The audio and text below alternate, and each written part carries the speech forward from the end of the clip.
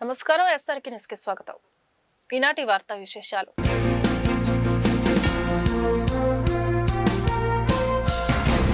CM Chandrababu ఇచ్చిన హామీలకు వెన్నుపోటు పొడిచి అవినీతికి ఒడిగొడుతున్నారని వైసీపీ అధినేత జగన్మోహన్ రెడ్డి ఆరోపించారు. వైసీపీ కేంద్ర కార్యాలయంలో గురువారం జగన్ మీడియాతో మాట్లాడారు. ప్రశ్నించే గొంతులకు వెన్నుపోటు పొడిచి రాష్ట్రాన్ని జంగిల్ రాజుగా మార్చుతున్నారని మండిపడ్డారు. బాబు షూరిటీ మోసం గ్యారంటీ అనే పదాన్ని చంద్రబాబు రుజువు చేస్తూనే ఉన్నారని చెప్పారు. మావిగనంటే చంద్రబాబుకి గుండె ఆగినంత పని అవుతుందని ఎద్దేవా చేశారు. మొదటి నుండి హత్య రాజకీయాలు చంద్రబాబు చేస్తూ తమపై బురద జల్లుతున్నారని ఆగ్రహం వ్యక్తం చేశారు. అధికారంలో ఉన్నారు కాబట్టి వ్యవస్థలను అడ్డుపెట్టుకుని వైసీపీపై దుష్ప్రచారం చేస్తున్నారని అన్నారు. వైసీపీ నీతి నిజాయితీగా రాజకీయం చేస్తుందని స్పష్టం చేశారు. ఈరోజు చాలా అంశాలను ప్రస్తావిస్తాను. ప్రజలు నిజంగా ఈరోజు తమ బ్రతుకు బండిని నడపడానికి అష్టకష్టాలు పడతా ఉన్న పరిస్థితుల మధ్య ప్రజల బాగోగులను గాలికి వదిలేసి తామిచ్చిన హామీలను వెన్నుపోటు పొడిచి రాష్ట్రంలో ఎక్కడ చూసినా కూడా దారుణమైన అవినీతి దోపిడీ మాఫియా సామ్రాజ్యాన్ని నడుపుతూ ప్రశ్నించే గొంతు ఎక్కడైనా ప్రశ్నిస్తే దాన్ని పాశవికంగా అనగదొక్కుతూ రాష్ట్రాన్ని ఒక జంగల్ రాజ్గా మార్చిన పరిస్థితుల మధ్య ప్రజల గొంతు వినిపించడానికి ఈరోజు ఈ ప్రెస్ మీట్.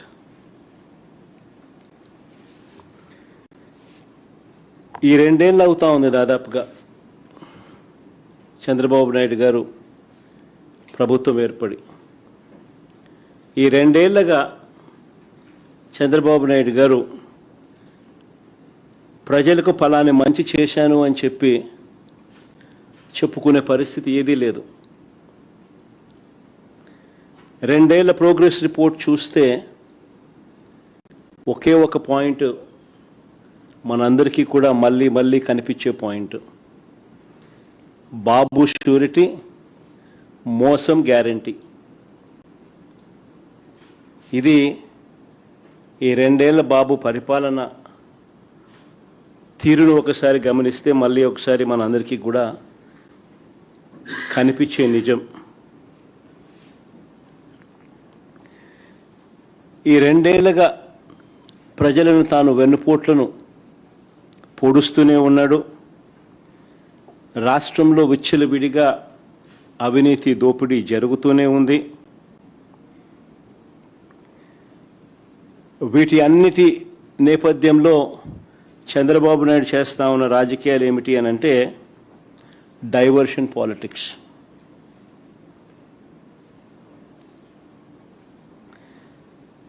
ఏ విషయంలో అయినా కూడా ఎవరైనా గట్టిగా తనను ప్రశ్నించే అంశం ఏదైనా బయటకు వస్తే వెంటనే ఆ టాపిక్ డైవర్ట్ చేసేందుకు వైఎస్ఆర్ కాంగ్రెస్ పార్టీ మీద, నా మీద ఇలా ఒక అడ్డగోలుగా ఆరోపణలు చేయడం, టాపిక్ను డైవర్ట్ చేయడం, ఇది మనం అంతా కూడా ఈ 2 ఏళ్ళగా జరుగుతూ ఉన్న script to screen play cinema చూస్తూనే ఉన్నాం.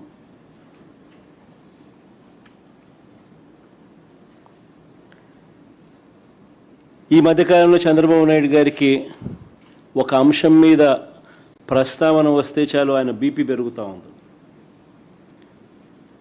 పొరపాటున చంద్రబాబు నాయుడు గారికి ఎవరైనా కూడా నిద్రలో మావిగన్ అని అన్నారంటే చాలు బహుశా గుండాకి చనిపోయినా చనిపోతాడు.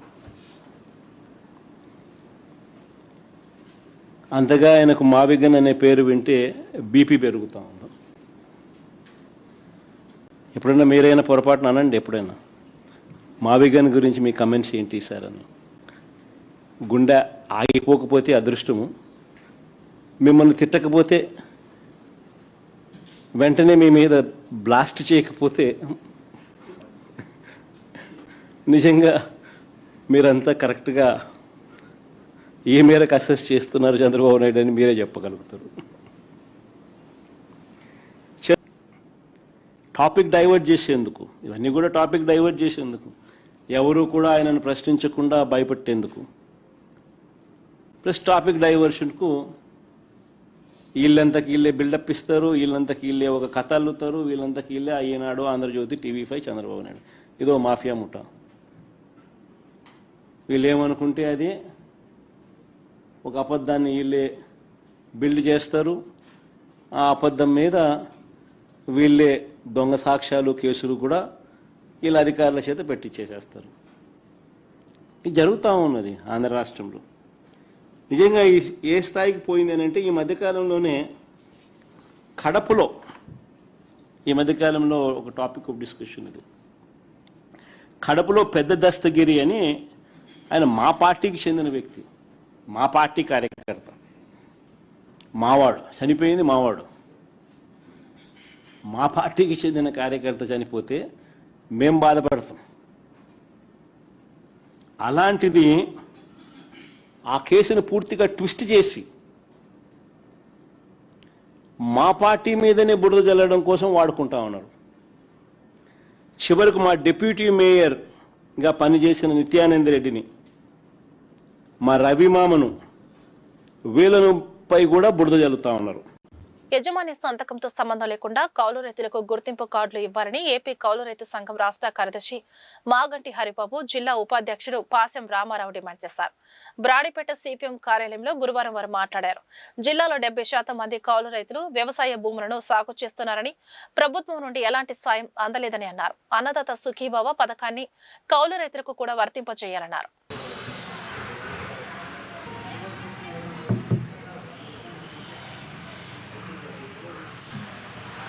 ఆంధ్రప్రదేశ్ కౌలు రైతుల సంఘం రాష్ట్ర మహాసభ ఉయ్యూరులో కౌలు రైతులకు సంబంధించి అనేక సమస్యల మీద తీర్మానాలు చేసింది.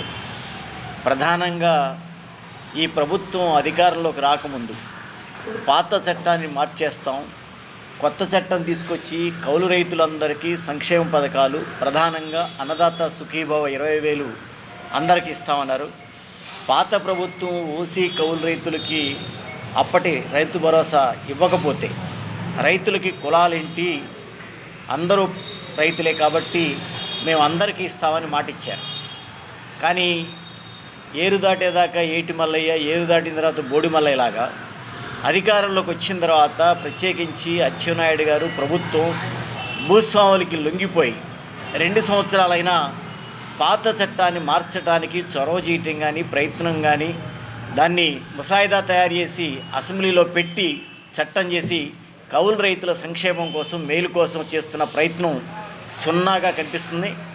ఒక విధంగా చెప్పాలంటే ఈ ప్రభుత్వం భూస్వాములకి, భూ యజమానులకి పూర్తిగా లొంగిపోయి కౌలు రైతులకి చాలా తీరని అన్యాయం చేస్తుంది. కౌలు రైతుల ఆగ్రహానికి ఈ ప్రభుత్వం ఖచ్చితంగా బలి కావాల్సి వస్తుందని చెప్పేసి హెచ్చరిస్తున్నాం. 2, కొత్తగా నిన్న వ్యవసాయం ఖరీఫ్కి సంబంధించిన సమీక్షా సమావేశంలో మంత్రి గారు కౌలు రైతులందరికీ, అంటే రైతాంగం మొత్తానికి యూరియా పంపిణీకి సంబంధించి కార్డులు ఇస్తూ ఉంటున్నారు. అంటే ఈ క్రాప్ ఆధారంగా, పట్టాదారు పాస్ పుస్తకం ఆధారంగా యూరియా గుర్తింపు కార్డులు ఇస్తారు. అంటే కౌలు రైతుల పేరుతో ఈ క్రాప్ అవ్వదు, పట్టాదారు పాస్ పుస్తకాలు ఉండవు. అంటే భవిష్యత్తులో యూరియా కార్డులు కౌలు రైతులకి అందడం అనేది పెద్ద అనుమానాస్పదం, సంశయంగా మారుతుంది. అదే జరిగితే వ్యవసాయంలో ఎరువుల ధరలు విపరీతంగా పెరగటం, అట్లాగే కౌలు రైతులకు అందకపోవటం, వ్యవసాయం ఏంటంటే దివాళా తీసే ప్రమాదం కూడా వచ్చే స్థితి కనిపిస్తుంది. అంటే యూరియా వాడకాన్ని తగ్గించమని కేంద్ర ప్రభుత్వం చెప్తుంది. ఎంత తగ్గించుకుంటే అంత ప్రతి బస్తాకి 800 రూపాయలు మేము డబ్బులుగా ఇస్తూ ఉంటుంది. మన రాష్ట్ర ప్రభుత్వం డబ్బులు కాసిపడి వ్యవసాయంలో ఉన్న ప్రధానంగా ఉన్న కౌలు రైతుల్ని, సాగుదారుల్ని, సన్నా చిన్నకారు రైతుల్ని కంపెనీల దయాదాక్షిణ్యాలకు అప్పచెప్పేసే స్థితికి దిగజారిపోవడం మరీ అన్యాయం. అందుకనే అది ఎరువులు అవసరమైనంత రైతాంగానికి అందుబాటులో తీసుకురావాల్సిన అవసరం ఉంది. ఖచ్చితంగా చేయాలని డిమాండ్ చేస్తాం. జిల్లాలో కానీ రాష్ట్రంలో కానీ సాగు భూమిలో 70% కౌలు రైతులు సాగు చేస్తున్నారు. 70%. కానీ 70% సాగు చేస్తున్నటువంటి కౌలు రైతులకి పంట రుణాలు ఇవ్వట్లేదు. అదేవిధంగా ఏదైనా తుఫాను వచ్చినా, వరదలు వచ్చినా నష్టపరిహారాలు ఇవ్వట్లా. పంట రుణాలేమో భూ యజమానికి పోతున్నాయి, నష్టపరిహారాలు కూడా వాళ్ళకే పోతున్నాయి. కాబట్టి యజమాని సంతకంతో నిమిత్తం లేకుండా ఆ గ్రామంలో ఎవరి భూమి ఎవరు కౌలుకు చేస్తున్నారో అందరికీ తెలుసు. కాబట్టి ఎవరైతే కౌలుకు చేస్తున్నారో పంట ఎవరైతే పండిస్తున్నారో వాళ్ళకే గుర్తింపు కార్డులు ఇచ్చి రుణాలు ఇవ్వాలి. అదేవిధంగా అన్నదాత సుఖీభవ బ్రహ్మాండంగా చేస్తున్నామని కేంద్ర రాష్ట్ర ప్రభుత్వాలు చెప్పుకుంటున్నాయి. ఎవరు చేస్తున్నారు, ఎవరికి ఇస్తున్నారు? అన్నదాత సుఖీభవ 2 సార్లు ఇచ్చినా 3 సార్లు ఇచ్చినా భూ యజమానికి ఇస్తున్నారు. సాగు చేసేటువంటి రైతుకి ఇవ్వట్లా, కౌలు రైతుకి ఇట్లా. దాని పేరు కూడా పెట్టుబడి సహాయం. అది మరి పెట్టుబడి సహాయం సాగు చేయనటువంటి రైతుకి ఇస్తే భూ యజమానికి ఇస్తే ప్రయోజనమే ఉంది. అందుకని ఖచ్చితంగా ఈ అన్నదాత సుఖీభవ కౌలు రైతులకి కూడా వర్తింపజేయాలనేటువంటిది మా ప్రధానమైనటువంటి డిమాండ్. ఇప్పుడు వ్యవసాయ సీజన్ రాబోతూ ఉంది. రేపు జూన్లో వ్యవసాయ సీజన్ వస్తుంది. ఇప్పటికే కలెక్టర్ గారు వీళ్ళంతా మీటింగులు వేసి మేము కౌలు రైతులకు రుణాలు ఇవ్వాలని చెప్తున్నా కూడా మాకు నిబంధనలు వర్తించమని చెప్పేసి బ్యాంకర్స్ చెప్తున్నారు. అందుకని మేము ప్రతి బ్యాంకు దగ్గర కౌలు రైతులతోటి ధర్నాలు చేస్తాం, ముట్టడి కార్యక్రమాలు చేస్తాం. భవిష్యత్తులో కౌలు రైతులందరికీ గుర్తింపు కార్డులు ఇవ్వాలని చెప్పేసి కోరుతున్నాం. మాకు ఉయ్యూరులో జరిగినటువంటి రాష్ట్ర మహాసభలో ఇంకోటి తీర్మానం చేసింది. కౌలు రైతులందరూ ఎస్సీ, ఎస్టీ, బీసీ, మైనార్టీలు ఎక్కువ మంది ఉన్నారు కాబట్టి వాళ్ళకి ఇంకా అనేక సమస్యలు ఉన్నాయి. ఉపాధి హామీ సమస్య ఉంది, దాని పేరు మార్చేస్తున్నారు. 2 సార్లు ఫోటోలు దిగాల, 2వ పూట కూడా పనిచేయాలి. కాబట్టి ఉపాధి హామీని కొండెక్కించడం కోసం, ఉపాధి హామీని రద్దు చేయడం కోసం కేంద్ర ప్రభుత్వం దాని పేరు కూడా మార్చింది. జీ రామ్జీ అని చెప్పేసి పేరు పెట్టింది. ఆ పేరును మార్చొద్దు. కౌలు రైతులకు దాంట్లో చాలామంది ఉన్నారు కాబట్టి దాన్ని ఉపాధి హామీని కొనసాగించాలని, 200 దినాలు కల్పించాలని, 600 రూపాయలు రోజుకి ఇవ్వాలని చెప్పేసి మేము డిమాండ్ చేస్తున్నాం. అదొక్కటే కాదు, ఇళ్ల స్థలాలు, ఇళ్ల పట్టాల సమస్య. చంద్రబాబు నాయుడు గారు, లోకేష్ గారు చెప్పారు, పట్టణాల్లో 2 సెంట్లు, గ్రామాల్లో 3 సెంట్లు ఇళ్ల స్థలాలు ఇస్తున్నాం అని చెప్పారు. ఇంతవరకు 2 ఏళ్ళు అయింది. ఒక్కళ్ళకి కూడా ఇళ్ల స్థలం కానీ ఇళ్ల పట్టాలు ఆడాడేదో కొద్దిగా ఇచ్చారు. లోకేష్ గారు వాళ్ళ నియోజకవర్గంలో 22,000 మందికి పట్టాలు ఇవ్వాల్సింటే 3,000 మందికి ఇచ్చాడు. మరి మిగతా 19,000 మందికి ఎప్పుడు ఇస్తారు? కాబట్టి మీరు ఇచ్చినటువంటి పద్ధతుల్లోనే మీరు చెప్పినట్టు మీ హామీ మేరకే 3 సెంట్లు గ్రామాల్లోనూ, పట్టణాల్లో 2 సెంట్లు ఇళ్ల స్థలాలు ఇవ్వాల్సినటువంటి అవసరం ఉంది. దానికోసం కూడా మేము ఆందోళన చేస్తాం. ఇంకో ముఖ్యమైనటువంటిది ఓఆర్ఆర్ కోసం అంట. అమరావతి చుట్టూత ఔటర్ రింగ్ రోడ్డు వేస్తున్నారు. దానికి మన జిల్లాలో 41 గ్రామాల్లో సుమారుగా 8,000 ఎకరాలు పోతా ఉంది. ఆ 8,000 ఎకరాల రైతులు చాలా సారవంతమైనటువంటి భూములు. ఆ భూముల్ని ఎప్పుడో 2013 భూసేకరణ చట్టం ప్రకారం నష్టపరిహారం ఇస్తామని చెప్పేసి అంటున్నారు. మేమేమన్నామంటే ప్రస్తుతం ఉన్నటువంటి ప్రైవేట్ మార్కెట్ రేటుకి దానికి వేరియేషన్ ఉంది. ప్రైవేట్ మార్కెట్ రేటు ప్రకారం ఇవ్వాలని చెప్పేసి డిమాండ్ చేస్తున్నాం. ఇప్పుడు మా నాయకులు చెప్పిన జరపకపోతే కౌలు రైతులు పూర్తిగా నష్టపోతారు. కౌలు రైతులు నష్టపోతాం కాదు, వ్యవసాయం స్తంభించిపోద్ది. మా గ్రామాల్లో పరిస్థితి కూడా అధ్వాన పరిస్థితుల్లోకి రాబోతుంది. అలానే దేవాలయ భూములకి ఎక్కడా ఇంత మట్టికి రుణాలు ఇచ్చినట్టు కానీ, వాళ్ళకి దేవుడు కాబట్టి దానికి యజమాని ఉన్నాడు కాబట్టి వాళ్ళకి అన్నదాత సుఖీభవ ఇంత మట్టికి జరగట్లేదు. వ్యవసాయం పెట్టుబడి వాళ్ళు పెడుతున్నారు.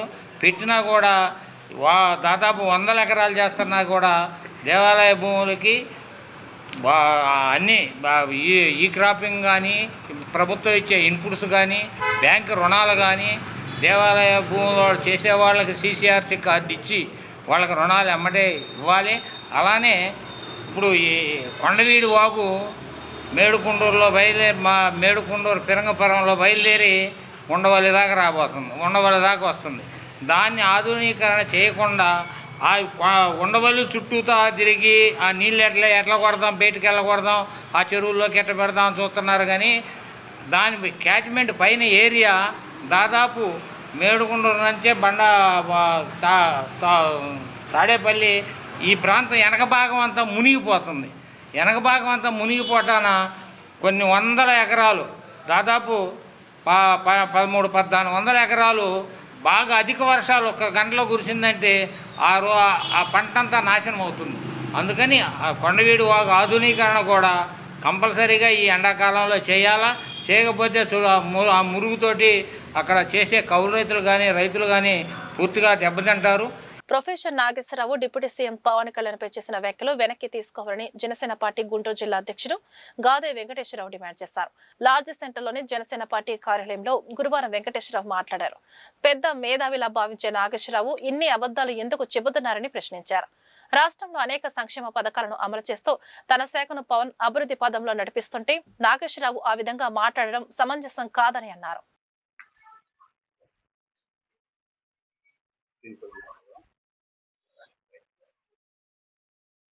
గత 4 రోజుల నుంచి కొన్ని యూట్యూబ్లు, కొన్ని సోషల్ మీడియా ప్లాట్ఫామ్లో ప్రొఫెసర్ నాగేశ్వర్ గారు జనసేన పార్టీ అధ్యక్షుడు పవన్ కళ్యాణ్ గారి గురించి చేసినటువంటి కామెంట్ల మీద హల్చల్ చేస్తున్నాయి, చూస్తూ ఉన్నాం. దానికి గాను ఆయన మాట్లాడినటువంటి రెండో రోజునే గౌరవ రాష్ట్ర మంత్రివర్యులు, మా పార్టీ ముఖ్య నాయకులు నాదెండ్ల మనోహర్ గారు ఢిల్లీలోనే ఆ వ్యాఖ్యలను ఖండిస్తూ వెంటనే ఏదైతే నాగేశ్వర్ గారు మాట్లాడినటువంటి అసత్యపు మాటల్ని వెనక్కి తీసుకుని విత్డ్రా చేసుకోవాల్సిందిగా ప్రెస్ మీట్ లో కూడా మనోహర్ గారు మాట్లాడున్నారు. కానీ దురదృష్టవశాత్తు ప్రొఫెసర్ నాగేశ్వర్ గారు ఈ రోజుకి కూడా ఆ వ్యాఖ్యల్ని వెనక్కి తీసుకోలేదు. దాని గురించి మళ్ళా ఎక్కడా కూడా మాట్లాడలేదు.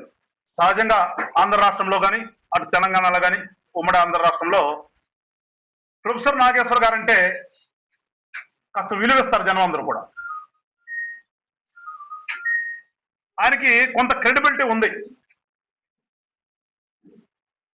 సో ఆ క్రెడిబిలిటీ మీద ఏది మాట్లాడినా కానీ జనం నమ్మేస్తారు అనుకున్న రీతిలో ఇవాళ జనసేన పార్టీ అధ్యక్షులు పవన్ కళ్యాణ్ గారి గురించి, జనసేన పార్టీ గురించి ఒక అసత్య అసందర్భం మాటలు ఆయన నోటి వెంట రావటం అనేది ఒక రకంగా నాకు కొంత బాధేస్తుంది. ఎట్ ద సేమ్ టైం ఇప్పటి వరకు ఆయనకంటే గౌరవించినటువంటి మాకు అరే నీ అమ్మ వీడా ఇలాంటి ఆడా అనిపించే ఉందాన ఇవాళ మాకు కూడా అనిపిస్తుంది. ఎప్పుడూ కూడా సమాజంలో గౌరవంగా ఉండే వ్యక్తి గౌరవాన్ని పోగొట్టుకోకూడదు. గౌరవిస్తున్నారు కదా అని చెప్పేసేసి నేనేం చెప్పినా జనం గుడ్డిగా నమ్మేస్తారనుకుంటే అది మనకు గుడ్డితనం అవుతుంది, కానీ ఎదుటోళ్ళు గుడ్డిగా నమ్మరు ఏది కూడా. ఆయన ఆ రోజున మరి ఎందుకు ఆ ఛానల్లో మాట్లాడాలనే మాట్లాడా, లేదా సందర్భోచితంగా మాట్లాడాడంటో తెలియదు, కానీ నేను చూసిన క్లిప్పింగ్ అయితే పవన్ కళ్యాణ్ గారు, మనోహర్ గారు కలిసి ఢిల్లీలో ఉన్నటువంటి అమిత్ షా దగ్గరికి వెళ్ళి జగన్మోహన్ రెడ్డి గారిని వెంటనే అరెస్ట్ చేయండి, అరెస్ట్ చేయమని మా మీద మా శ్రేణుల నుంచి ఒత్తిడి వస్తున్నాయి అని వీళ్ళు చెబితే ఆయన జగన్మోహన్ రెడ్డి సంగతి మీకెందుకు, అదేదో చంద్రబాబు నాయుడు వాళ్ళు చూసుకుంటారు, ఈయన మనకు లాంగ్ ఫ్రెండ్, ఆయన ఇన్స్టెంట్ ఫ్రెండ్, సో దాని గురించి మీరు పట్టించుకోవద్దు, మీ పని మీరు చూసుకోండి అని సలహా ఇచ్చారు అని చెప్పటం అనేది మరి ఆయనకున్నటువంటి సీనియారిటీకి కానీ, ఆయనకున్నటువంటి పొలిటికల్ నాలెడ్జ్కి కానీ మరి అన్నీ ఎక్కడ పోయినాయో నాకైతే అర్థం కావట్లేదు. 10వ తరగతి పరీక్షల్లో ప్రతిభ కనపరిచిన ప్రభుత్వ పాఠశాల విద్యార్థులు గుంటూరు పశ్చిమ నియోజకవర్గ ఎమ్మెల్యే చొరవతో గురువారం ఢిల్లీ చేరుకున్నారు. ఈ మేరకు ఎంపీ పెమ్మసాని చంద్రశేఖర్ ఢిల్లీలోని క్యాంపు కార్యాలయంలో ఎమ్మెల్యే మాధవితో వెళ్లిన విద్యార్థి బృందం మర్యాదపూర్వకంగా కలిశారు. ఇందులో భాగంగా విద్యార్థులను పెమ్మసాని ప్రత్యేకంగా అభినందించారు. విద్యార్థుల భవిష్యత్తు లక్ష్యాలను నిర్దేశించుకొని ఉన్నత విద్యను అభ్యసించాలని చెప్పారు.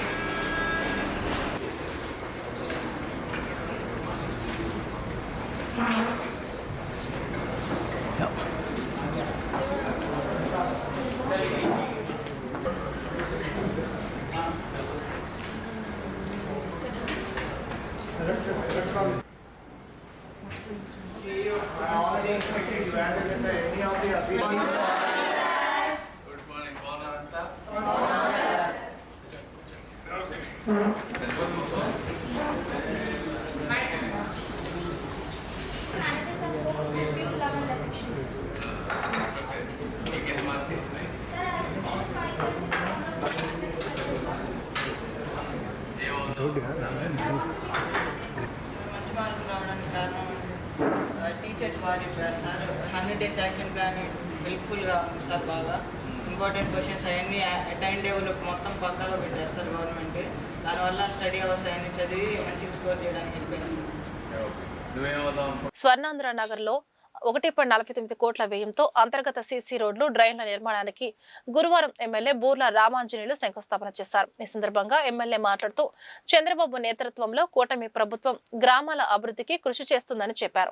తమ ప్రభుత్వం మాటల ప్రభుత్వం కాదని చేతల ప్రభుత్వం అని స్పష్టం చేశారు. కూటమి నాయకులు, కార్యకర్తలు, అభిమానులు ఈ కార్యక్రమంలో పాల్గొన్నారు.